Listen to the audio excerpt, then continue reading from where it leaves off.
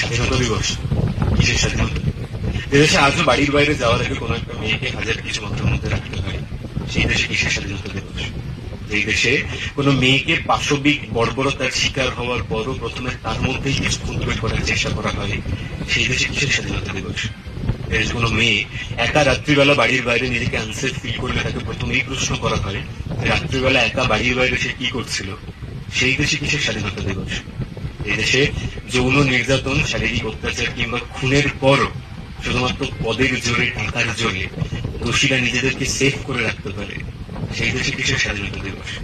যে দেশে যৌন নির্যাতিতা কোনো গরিব মহিলা নিজের উপর ঘটে যাওয়া পাশবিকতার অভিযোগ জানাতেও ভয় পায়, সেই দেশে কিসের স্বাধীনতা দিবস?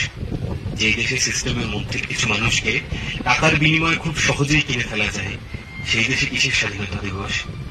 যেই দেশে কোনো অন ডিউটি ডাক্তারকে এর ইনস্টিটিউটের মধ্যে পাশবিকতার শিকার হতে হয় এবং তারপরও গোটা সিস্টেম ঘটনাটাকে ঢাকার জন্য ব্যস্ত হয়ে যায়, সেই দেশে কিসের স্বাধীনতা দিবস?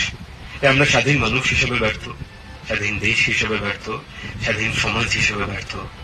সর্বোপরি দিল্লির বুকে ঘটে যাওয়া একটা চরম মর্মান্তিক ঘটনার 12 বছর পরও যখন আমাদের মোমবাতি হাতে রাস্তায় বেরোতে হয়, সেই দেশে কিসের স্বাধীনতা দিবস?